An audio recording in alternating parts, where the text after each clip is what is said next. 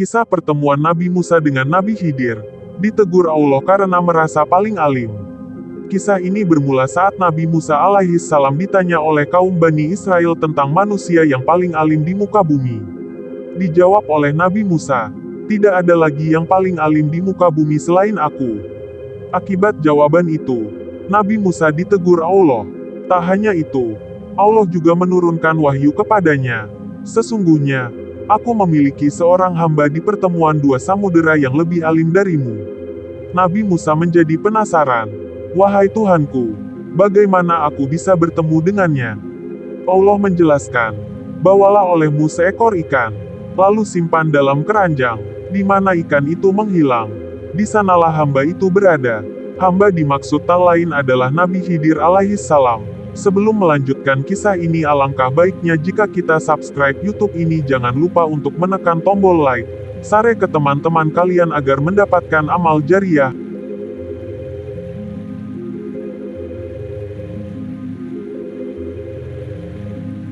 Bismillahirrahmanirrahim. Nabi Musa mengambil seekor ikan lalu memasukkannya ke dalam keranjang. Setelah itu, dirinya berangkat ditemani seorang pemuda muridnya yang bernama Yusya ibn Nun. Tibalah keduanya di sebuah batu besar, tetapi bermaksud untuk merebahkan kepala sejenak. Keduanya justru tertidur, sementara ikan yang ada dalam keranjang mulai meronta, hingga akhirnya keluar dan terjatuh ke lautan. Kejadian ini pun diabadikan dalam Al-Quran dalam surat Al-Kahfi.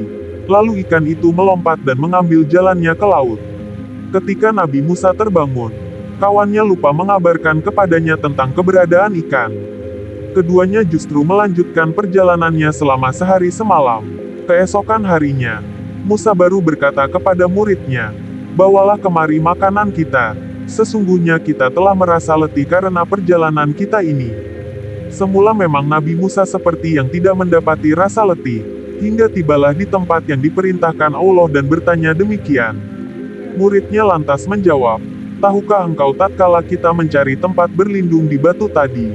Sesungguhnya aku lupa bercerita tentang ikan itu dan tidak ada yang melupakanku kecuali setan dan ikan itu mengambil jalannya ke laut dengan cara yang sangat aneh." Benar sekali. Ikan itu mengambil jalannya di laut, sehingga Musa dan muridnya pun terheran-heran.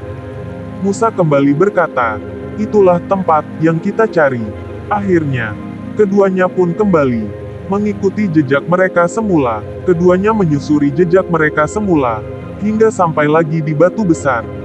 Tiba-tiba ada seorang pria yang berselimutkan sebuah kain.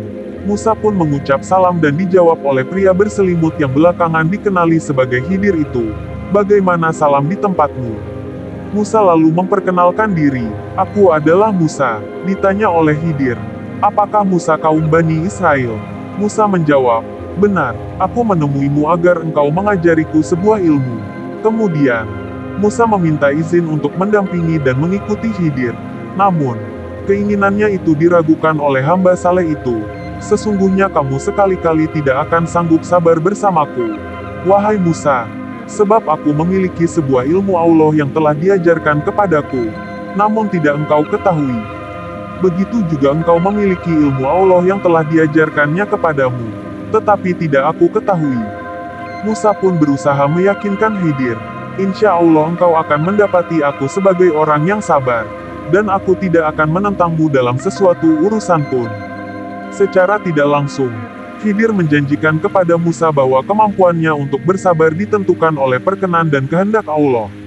Tak lupa, sang hamba memberi persyaratan kepada Musa agar tidak bertanya apa-apa kepadanya sampai dirinya menjelaskan semua alasan di balik apa yang dilakukannya. "Jika engkau mengikutiku, janganlah engkau menanyakan kepadaku tentang sesuatu apapun, sampai aku sendiri menerangkannya kepadamu." Berjalanlah Nabi Musa dan Nabi Khidir menyusuri pinggiran pantai. Saat ingin menyeberangi pantai yang lain, keduanya mendapati kapal kecil yang tengah mengangkut para penumpang. Untungnya, para awak kapal telah mengenali Khidir. Singkatnya, mereka pun membawa Khidir dan Musa menuju pantai yang dituju tanpa diminta imbalan apapun. Di saat demikian, keduanya melihat seekor burung yang hinggap di pinggir kapal. Lalu sang burung meminum sedikit air laut dengan paruhnya. Khidir berbisik kepada Musa, "Demi Allah, Tidaklah ilmuku dan ilmumu di sisi Allah kecuali seperti air laut yang diambil burung itu dengan paruhnya.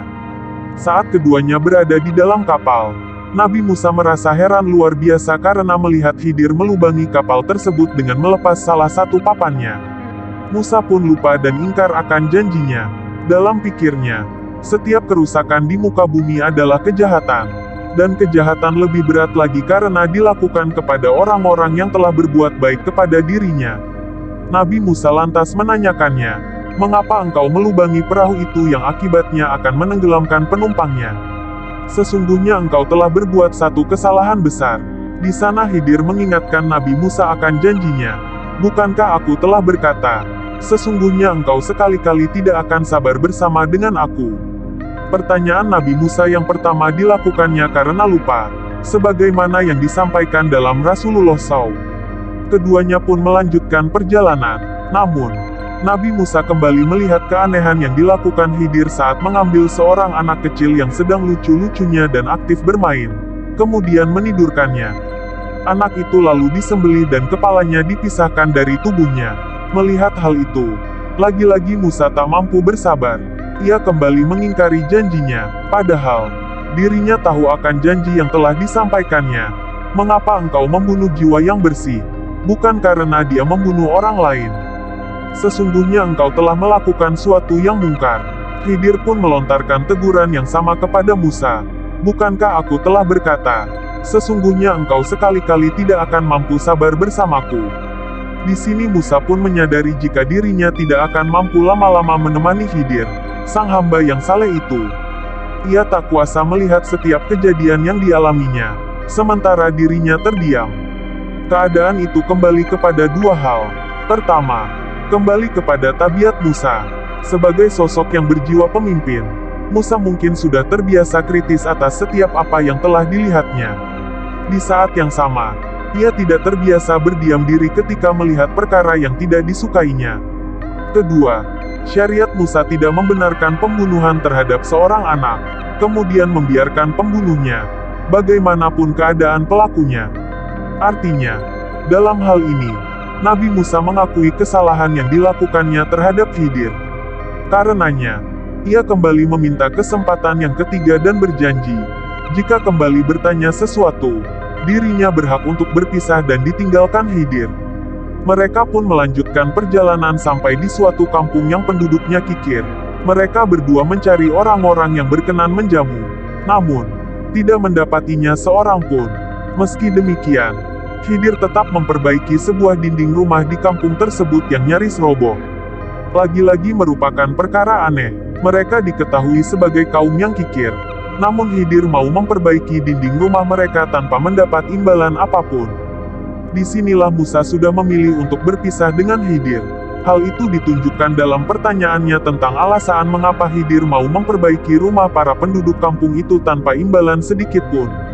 Padahal, dari mereka tidak ada yang mau menyambut dan menjamu.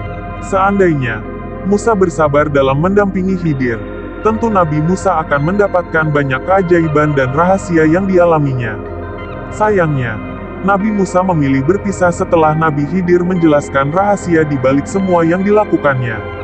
Adapun perahu itu adalah milik orang-orang miskin yang bekerja di laut, maka aku bermaksud membuatnya cacat karena di hadapan mereka ada seorang raja zalim yang merampas setiap perahu yang terlihat masih bagus, jelas Nabi Khidir pada Musa. Adapun anak yang aku bunuh itu, kedua orang tuanya mukmin dan kami khawatir kalau dia akan memaksa kedua orang tuanya untuk durhaka dan berbuat kufur. Maka, kami menghendaki bahwa Tuhan mereka menggantinya dengan seorang anak lain, yang lebih baik kesuciannya daripada anak itu dan lebih sayang kepada ibu bapaknya. Adapun dinding rumah itu adalah milik dua anak yatim di kota tersebut dan di bawahnya tersimpan harta milik mereka berdua, sedangkan ayah mereka orang saleh. Maka, Tuhanmu menghendaki agar keduanya mencapai usia dewasa dan mengeluarkan simpanannya itu sebagai rahmat dari Tuhanmu. Aku tidak melakukannya berdasarkan kemauanku sendiri. Itulah makna sesuatu yang engkau tidak mampu bersabar terhadapnya, pungkas Khidir. Pertemuan Nabi Musa dan Nabi Khidir ini pun diabadikan Al-Quran dalam surat Al-Kahfi mulai ayat 61 sampai ayat 82. Kisahnya diriwayatkan pula oleh Al-Bukhari dalam Kitab Al-Ilm, dari Ibnu Abbas, dari Ubay ibn Ka'ab, tepatnya dalam Bab Mazukira Zahab Musafi Al-Bahar ila Al-Hidir, Juz'i, halaman 168, nomor hadits 74.